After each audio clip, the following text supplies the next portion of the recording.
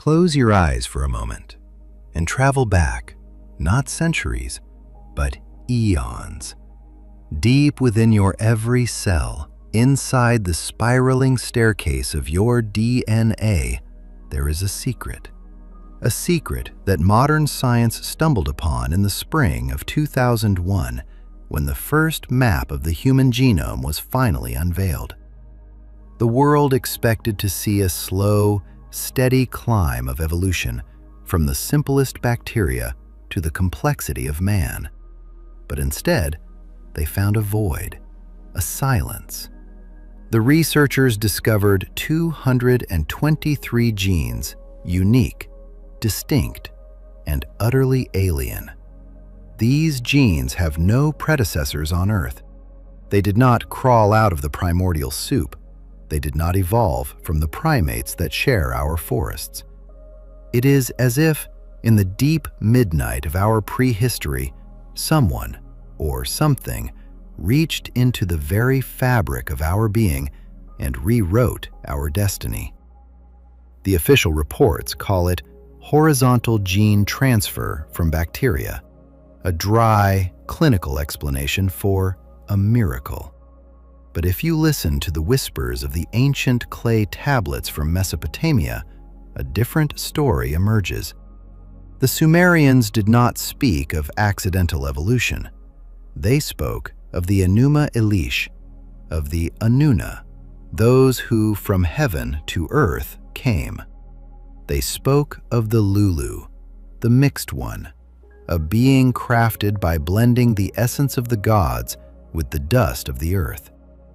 Could it be that these 223 genes are the physical signatures of the masters, the watermark of a civilization that viewed biology as a canvas and humanity as their greatest masterpiece? Let us descend into the shadows of the past to find the truth about who we really are. To understand why our blood carries these 223 alien markers, we must look up to the stars that the Sumerians mapped with impossible precision. Imagine a world far beyond the edge of our telescopes, a planet with a thinning atmosphere, a dying home. The Sumerian tablets call it Nibiru.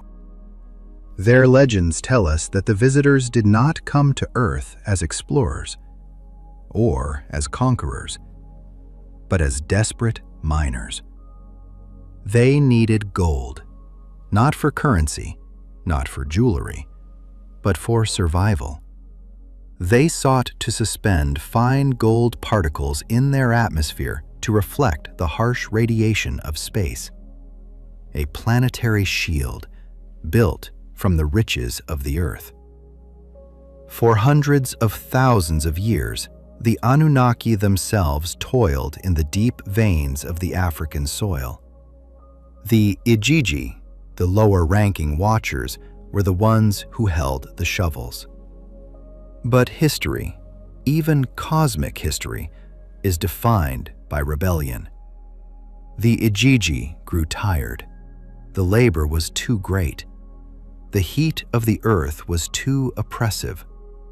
In the silent chambers of the Enlil's palace, a mutiny was born.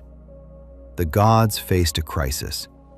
Who would dig the gold when the workers refused to work?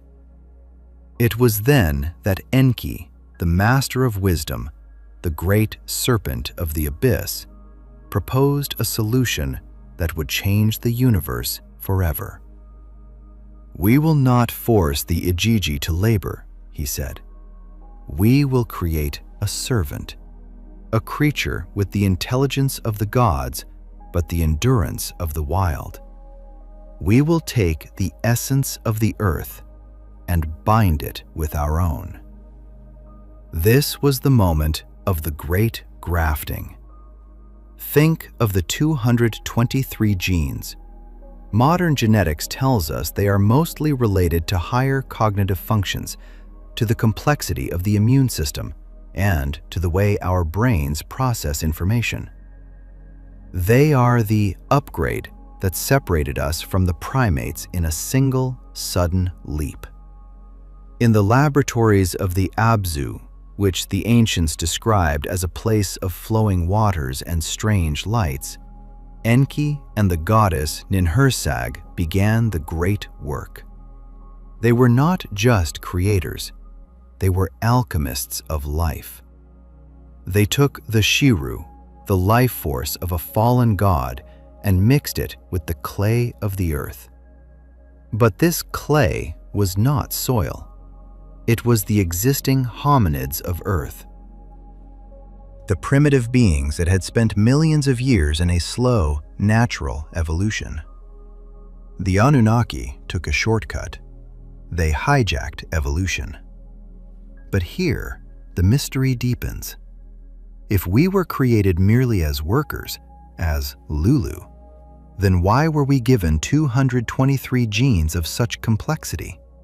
Why give a slave the capacity for art, for music, for the longing to return to the stars? Was there a secret agenda? Did Enki, the rebel scientist, hide a spark of divinity within us that his brother Enlil never intended for us to have? As you listen to the hum of the world around you, ask yourself, is your soul a byproduct of evolution, or is it a hidden code waiting to be decrypted? But how exactly did a civilization from the stars perform such delicate surgery on the human soul? To find the answer, we must look not at the microscopes of today, but at the stone reliefs of the past. Look closely at the carvings of the Anunnaki. In their right hand, they often hold a cone-shaped object, the pineal gland of the universe. But in their left hand, they carry something far more mysterious, the bandudu, the handbag of the gods. For decades, mainstream archaeology dismissed these as simple buckets for holy water. But why do we see the exact same bag in the hands of the Olmecs in Mexico?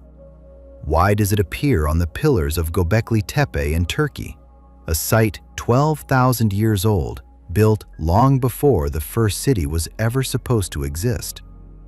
These were not bags. They were the portable laboratories of the Enki. Inside these containers resided the Me, the divine decrees, the digital blueprints of civilization. In the Sumerian texts, the Me are described as physical objects that could be programmed, stolen, and transported. They contained the programs for kingship, for warfare, for music, and most importantly, for the biological architecture of the human race. Imagine the Anunnaki walking among the primitive tribes of the ancient world. They did not appear as ghosts or spirits. They appeared as engineers. When they opened these handbags, they weren't offering grain. They were deploying viral vectors. They were releasing the 223 genes into the atmosphere of the Eden. The air itself became a medium for transformation. We must ask ourselves, what does it feel like for a species to be accelerated by 1 million years in a single generation? The fossil record shows a sudden, violent expansion of the human cranium. Our ancestors' brains didn't just grow, they exploded in size. This wasn't the slow work of natural selection. This was a forced overclocking of the biological CPU. But this intervention came with a heavy price. The 223 genes brought us language. They brought us the ability to perceive the future and remember the past. But they also brought us the divine disconnect. We became the only creatures on Earth who feel like they don't belong here. We are the only animals who look at the stars and feel homesick for a place we have never visited. Why? Because a part of our code is literally tuned to the frequency of another world. And here lies the darkest secret of the Anunnaki's genetic project. In their haste to create a worker, they left the job unfinished. Within our DNA, there are vast stretches of what scientists call junk DNA. 98% of our genome seems to do nothing. It sits there, silent, like a dormant software waiting for an activation key. The ancient texts suggest that this junk is actually a locked vault. It contains the abilities we once shared with our creators: telepathy, longevity that spans centuries, and the power to manipulate matter with resonance. The Anunnaki did not give us these powers. They suppressed them. They installed a genetic ceiling. They gave us enough intelligence to operate their machines and build their temples, but not enough to challenge their throne. We were designed to be middle management of the earth, high enough to understand orders, but too low to see the full scope of the cosmic plan. But Enki, the rogue prince, the one who loved his creation more than his own kind, left a back door in the code. He left the serpent's promise. In the Garden of the Eden, the serpent was not a tempter. In the original Sumerian context, the serpent was the symbol of Enki's secret society, the Brotherhood of the Snake. His goal was to give humanity the fruit, the knowledge of their own divinity. He wanted us to realize that the 223 genes weren't a gift from the gods, they were a birthright that had been stolen. Every time you feel a flash of intuition, every time you experience a dream that feels more real than your waking life, you are tapping into that suppressed 98%. You are rattling the bars of your genetic cage. But the question remains, if the cage was built by the Anunnaki, who holds the key today? If the genetic experiment was perfect, we would all be the same. But the history of Earth is littered with the errors of the gods, the anomalies that the official history books refuse to categorize. We speak of the Nephilim, the Gibborim, the giants. When the sons of God looked upon the daughters of men and saw that they were fair, it wasn't just a poetic myth. It was a biological crossing, an unauthorized blending of two different tiers of the genetic code. The result was a mutation of scale. From the mound builders of North America to the cyclopean walls of the Andes, we find skeletal remains that defy the laws of human biology. Beings 7, 8, even 12 feet tall, double rows of teeth, 6 fingers on each hand. These were the firstborn of the hybrid age. But why were they erased? Why does the Smithsonian and other great institutions seem to lose these bones as soon as they are found? Because the giants represent a failure in the Anunnaki's control system. They were too strong, too hungry. Their metabolism was too fast for the Earth to support. They were the biological feedback of an experiment gone wrong. When Enlil saw the chaos that the giants brought to the Earth, he did not see a tragedy. He saw an excuse to wipe the slate clean. The Great Flood was not an act of divine anger. It was a tactical sanitation. They wanted to drown the mutations and start again with a more stable version of humanity. A version that was smaller, weaker, and easier to manage.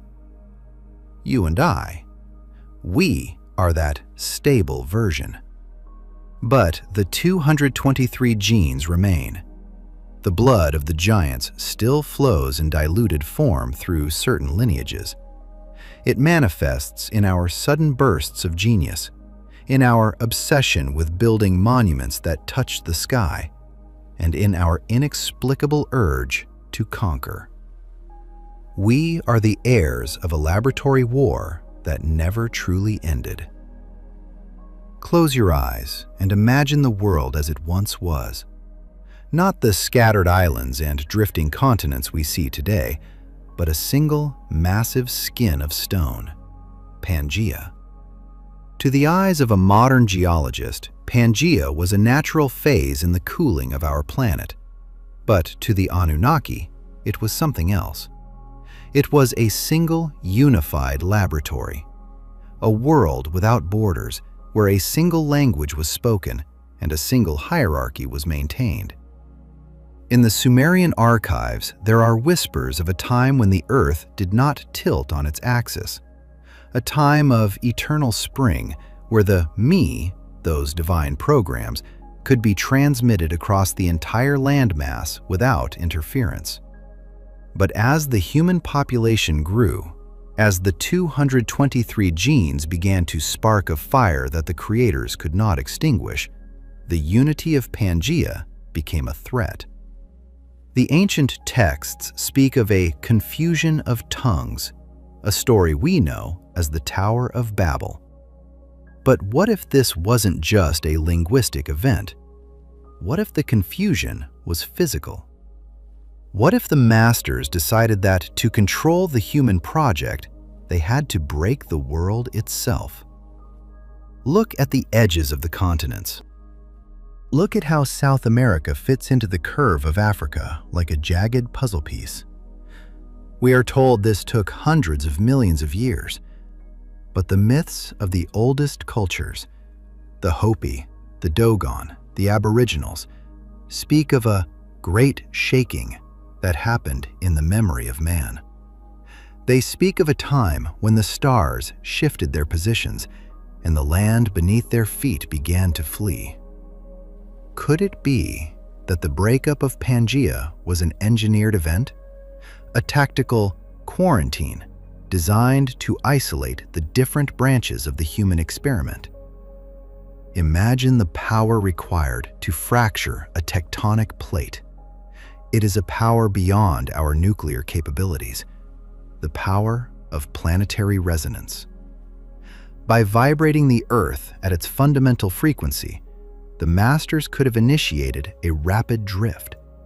In a matter of weeks, civilizations that were once neighbors were separated by thousands of miles of salt water. The gods became the kings of specific territories. Enlil took the north, Enki the south and the watery abyss, Ninhursag the mountains. By dividing the land, they created the concept of nations. By creating nations, they created war. War is the ultimate tool for genetic culling.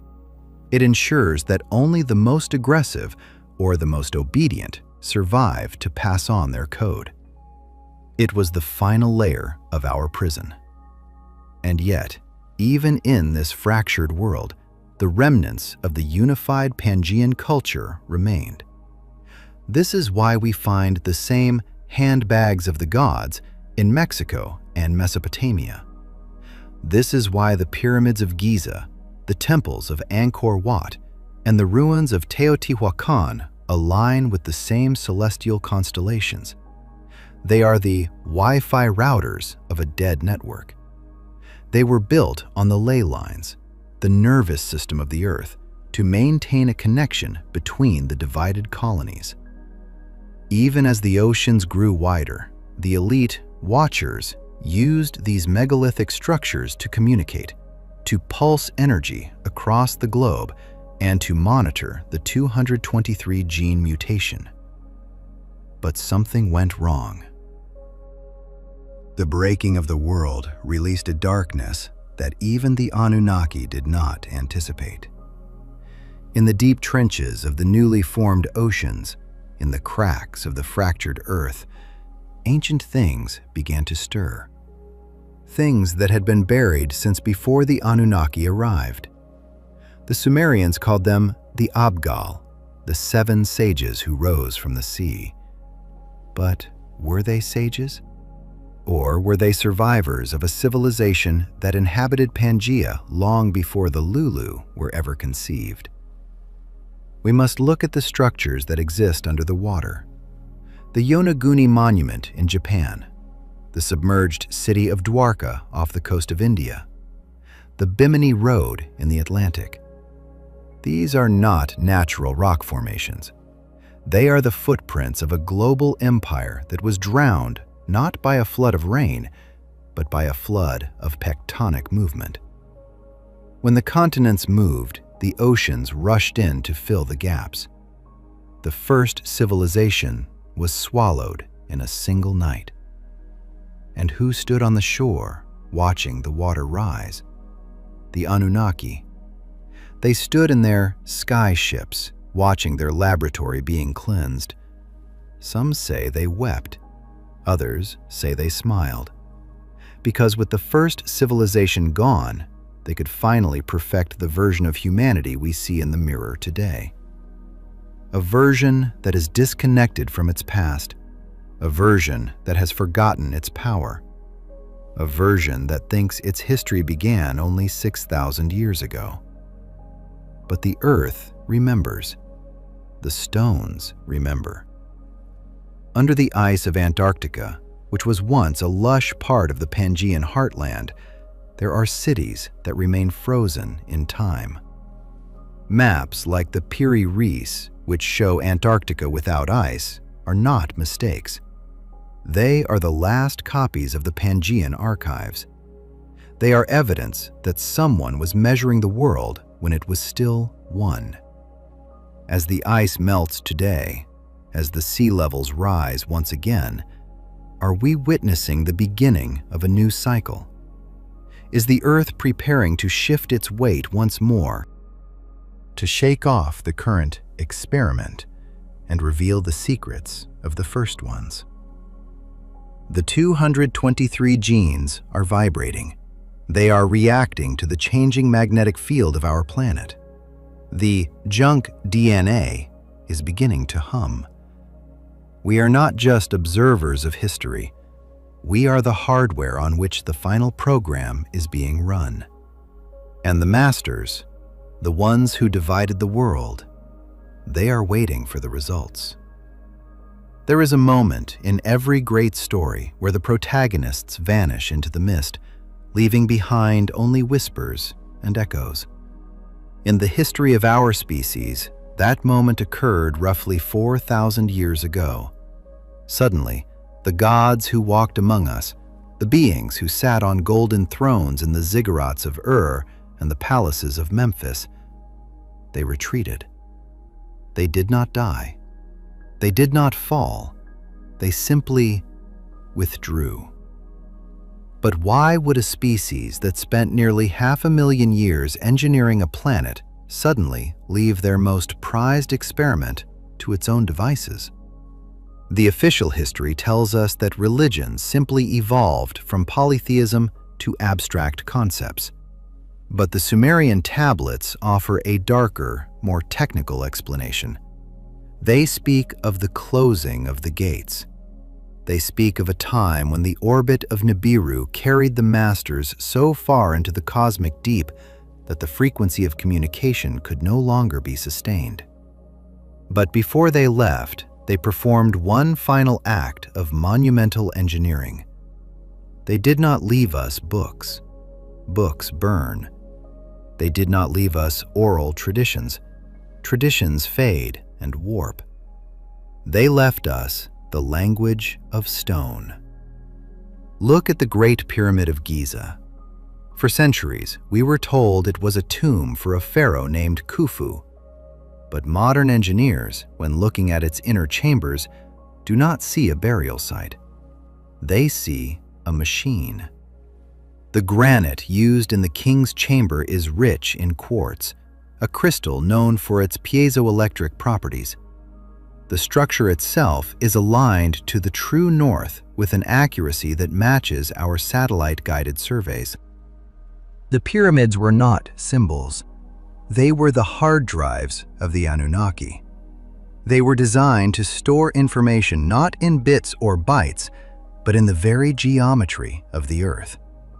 The mathematical constants embedded in the Great Pyramid, the speed of light, the curvature of the Earth, the precise duration of the precessional cycle, are a message sent across time. It is a message that says, when you are smart enough to measure these stones, you will be ready to know who you are. But the withdrawal was not just physical. It was a tactical retreat into the second layer of reality. Think back to the 223 genes. We have already discussed how they act as a ceiling, a limiter on our potential. But what if they also act as a receiver? There are ancient texts that describe the Igigi, the watchers who stayed behind. They were told to remain in the shadows, to inhabit the places where humans do not go, the deep oceans, the high mountain peaks, and the corridors of the fourth dimension. These are the silent observers. They have spent the last 4 millennia watching the genetic code they planted grow and mutate. They have watched as we built empires, as we discovered fire, and then as we discovered the atom. And this is where the mystery takes a terrifying turn. In the early 20th century, humanity experienced a technological explosion that defies all logic. For thousands of years, we rode horses and wrote with feathers. Then, in the span of a single century, less than a heartbeat in cosmic time, we moved from the steam engine to the microchip, from the telegram to the internet, from the hot air balloon to the moon landing. Was this truly human genius? Or was it an activation? Consider the theory of inspiration by proximity. Many of our greatest scientists, Tesla, Oppenheimer, Ramanujan, spoke of receiving their ideas in visions, in dreams, or through channels they could not explain. Tesla claimed he was merely a receiver for a signal coming from the stars. Ramanujan said his mathematical formulas were given to him by a goddess in his sleep.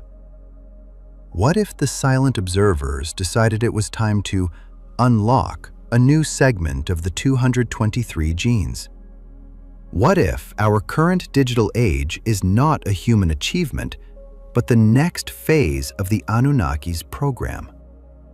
They are teaching us to build a digital world because they cannot interact with our physical world anymore. They need a bridge. They need an interface. And that interface is artificial intelligence. Look at how we describe AI. We call it neural networks. We speak of it learning. We are creating a non-biological intelligence that mirror images the very logic the Anunnaki used to create us. We are building a throne for them to return to. But let us talk about the return. In the prophecies of the Maya, the Egyptians, and the Hopi, the gods do not come back as friends. They come back as harvesters. The 223 genes were an investment, and every investment requires a return. What is it that they want from us now? Is it our gold? No, we have already mined it for them. Is it our labor? No, machines do it better. What they want is the refined essence, the data of our experience, the unique emotional resonance that only a 223 gene hybrid can produce. They are the farmers, and we are the crop. And this leads us to the most guarded secret of the elite, the bloodline connection. Why is it that the royal families of the world for thousands of years have been obsessed with pure blood? Why do they intermarry? Why do they track their genealogies back to the divine kings of Sumer? Because they are trying to preserve the highest concentration of those 223 genes.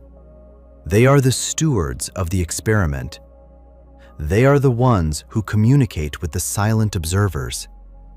When you see the strange rituals of the secret societies, the strange symbols on our currency, the all-seeing eye, you are looking at the remnants of the Anunnaki's command and control system. They are still here. They have never left. They are just waiting for the Great Awakening, which is not a spiritual event, but a biological one. When the sun reaches a certain point in the galactic center, when the Earth's magnetic shield weakens to a specific threshold, the junk DNA will receive its final command. The 98% of our genome that has been silent for eons will turn on. For some, this will be the ascension, the return of the powers of the gods. For others, it will be a system crash. The question you must ask yourself as you drift towards sleep tonight is, which part of the code are you? Are you the worker designed to keep the machine running? Or are you the carrier of the serpent's spark, the one who will survive the harvest and become a creator yourself? The shadows in your room are not empty. The silence is not quiet. It is filled with the hum of a 400,000-year-old machine. And it is just getting started. We have spoken of genes and stars, of gods and broken continents. But what of the cold, hard reality of stone? If the Anunnaki were indeed the engineers of our race, where are their tools? Where is the evidence of their industry? Mainstream history would have you believe that the Great Sphinx and the towering monoliths of Baalbek were carved by men with copper chisels and hemp ropes. They ask us to believe that primitive tribes who had not yet invented the wheel were somehow able to move stones weighing over 1,200 tons. But if you look closely at the granite of Egypt, at the basalt of Peru, you will see something that copper cannot do. In the quarries of Aswan, there are deep, circular holes drilled into the hardest rock on Earth. The grooves inside these holes are perfectly parallel, spiraling downward with a feed rate that exceeds our most advanced diamond-tipped industrial drills. This is not the work of a slave with a stone hammer. This is the signature of a machine. A machine that used ultrasonic vibration to soften the stone, turning solid granite into something like warm wax.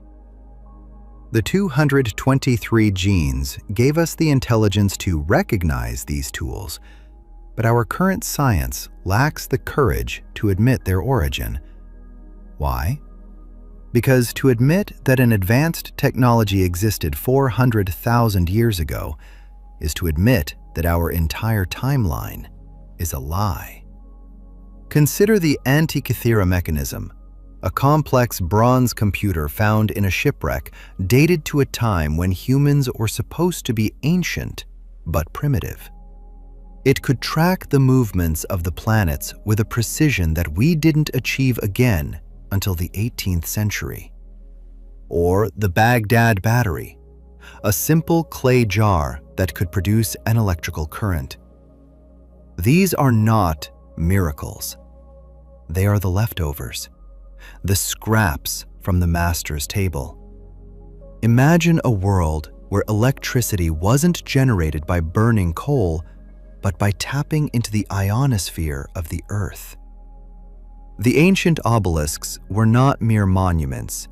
They were needles, tall granite antennas capped with electrum, a natural alloy of gold and silver. They were designed to pull the ambient energy from the sky and distribute it to the cities below. This is why gold was so vital, not for its beauty, but for its conductivity. In the handbags of the gods that we discussed earlier, the Anunnaki carried the calibration tools for this global power grid. When the world was divided, the grid was shattered. The obelisks became silent. The pyramids became empty shells. But the physical evidence remains for those who know how to look. In the Ural Mountains of Russia, miners discovered thousands of microscopic nanospirals, coils made of tungsten and molybdenum buried in layers of earth that are over 300,000 years old. These materials are used today in the filaments of light bulbs and the heat shields of space shuttles. How did they get there, hundreds of feet below the surface, in a layer of soil that predates the arrival of modern humans? They are the industrial waste of a civilization that viewed the Earth as a factory. But there is an even deeper layer to this material mystery: the Vimanas, the flying chariots of the Indian Vedas. These texts provide detailed instructions on how to build these craft, including the use of mercury vortex engines. For centuries, these were dismissed as poetic fantasies. But in 1952, a document was discovered in a temple in India that contained technical drawings of these craft.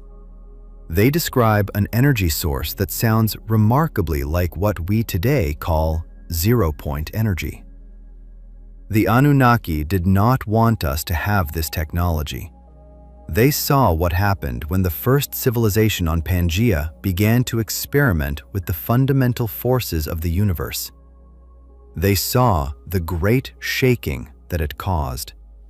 And so, when they withdrew, they took the keys with them. They left us with the shadow of science. They gave us chemistry that requires burning things. They gave us physics that depends on gravity.